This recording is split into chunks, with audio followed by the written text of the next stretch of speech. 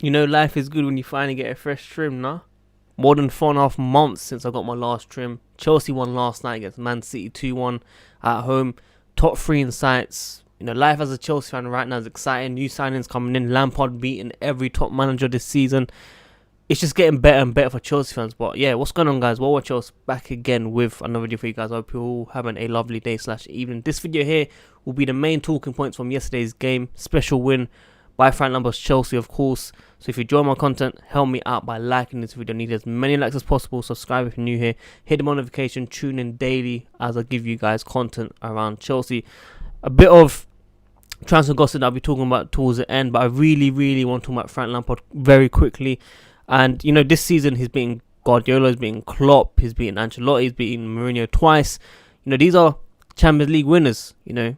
And for someone that's come in with no signings, has he overachieved? You know, throughout the season, I said he hasn't overachieved, but in terms of the big games, he's really shown what he's capable of. And I think Chelsea fans just need to be very excited about the future, man. The signings that are coming in, I'm telling you, it's just going to get better and better for Chelsea. And yesterday, just seeing how he had the breaks in between the games and what he spoke to the players about and making sure they understand the game plan to stick together, and we stuck to it, and we played very different game plan that we see to usual games, and Chelsea done really well. So well done to Frank Lampard. That was the first thing I want to speak about. But Christian Pulisic, people, this guy is on fire. This guy is our best winger at Chelsea right now.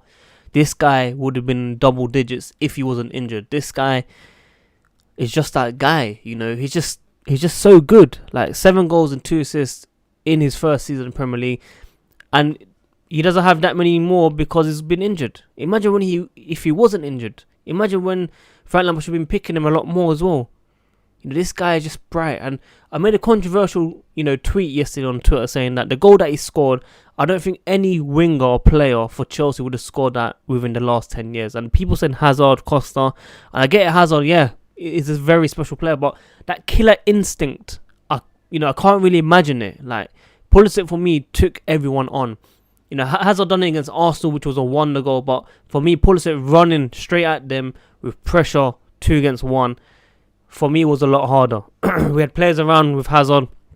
I'm not taking away from it. It was probably a way better goal than Pulisic's one, but Pulisic's one for me was just a bit harder, and I think the finesse just shows it all against a top keeper.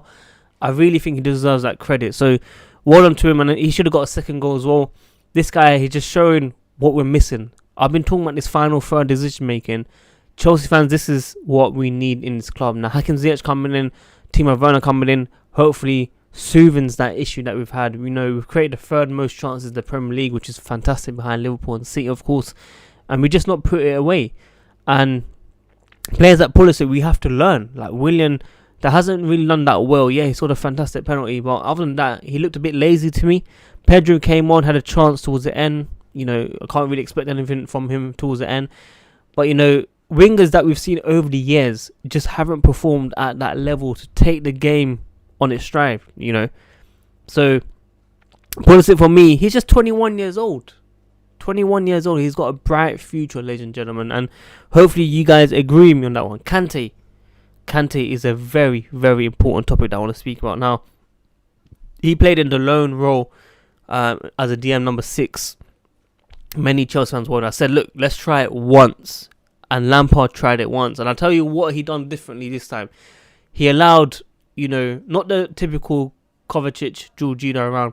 He allowed Mason Mount and Barkley to press, which Barkley was allowed to adapt and defend at the same time to help Kante, defend, of course. Now, many people worried about how Kante played. They thought that he got dispossessed a lot. I think he got dispossessed 6 times.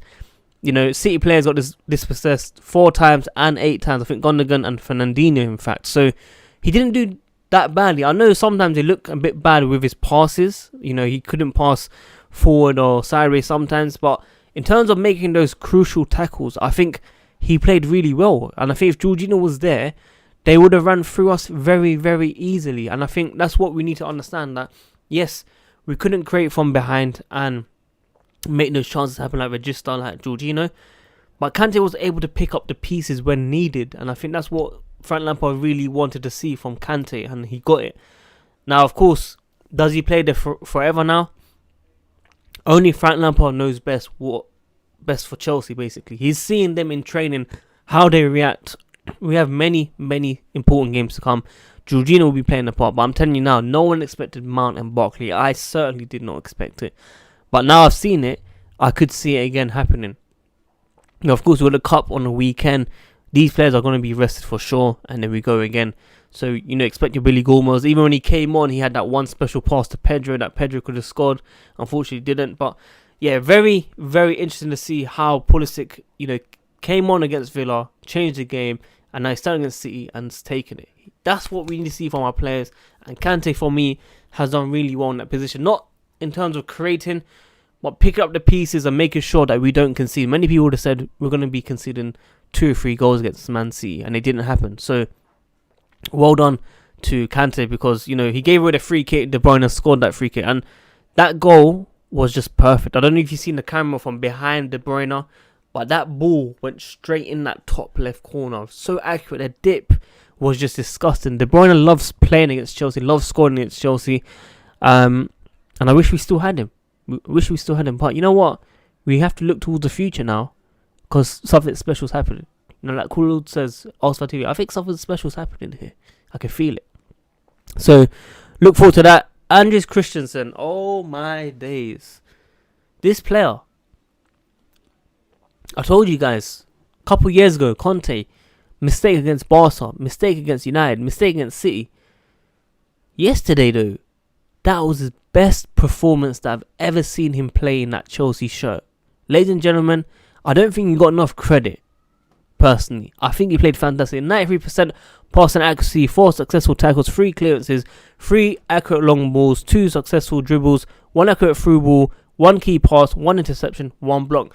The all-round game you want to see from a modern, era defender. Why couldn't I speak properly there? Well, you know what I mean. It was just so good to watch. And where has that been in terms of consistency? Where has that been?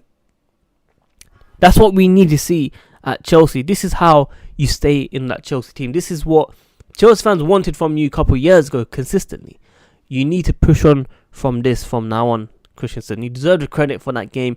You really turn up against a very, very big team called Man City, who are, amazing this season. And unfortunately, didn't really get as many points as possible, maybe because they had issues with Pep in the dressing room. The morale's gone down. They're tired of winning. They won 8 out of 9 trophies in the English League, or English, cups.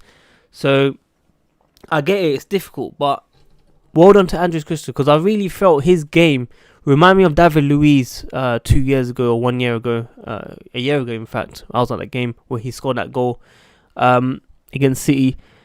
But on that level, honestly, it was that good.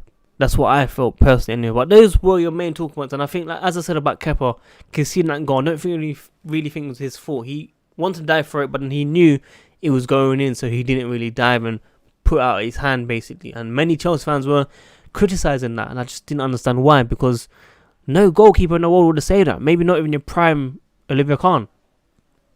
Yeah, straight up. So I'm being honest now.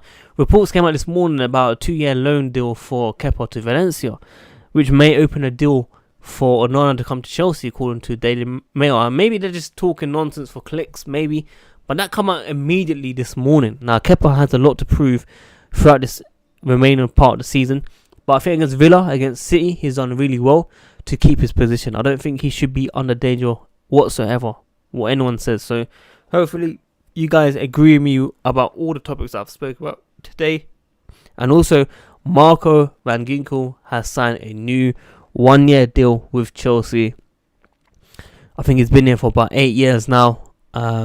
Injuries have let him down, of course, and I just don't know what's going to happen to him, whether he'll be a rotation player for Chelsea, or maybe Chelsea could get 5-6 million from the player to make more sales in order to spend more money on other players coming in. So guys, we have a lot of money to spend. I'm telling you this now. The financial year is going to be amazing. FFP has been calmed down. The players that we've spent already, Werner, Ziyech, the money's already been covered with the Hazard money, in fact. So we've got so much money coming in. We're selling players. Pasalic, I think it was about 15 million euros. We're making little fees here and there that all add up to one big player. And I think it's very, very interesting times for Chelsea fans. So, guys, if you enjoy my content, help me out by liking this video. Need as many likes as possible. Subscribe if you're new here. Hit the bell notification. Tune in every day, every other day for content. And yeah, hopefully you guys like my trim, man. Fresh trim finally. It's about time. It's been a while, but I'm back, people, yeah. Hopefully we get the win against Leicester. Let me know your predictions below if you can. I'll probably do a review straight after the game. But yeah, guys, well watch else, guys. I'm out. Peace.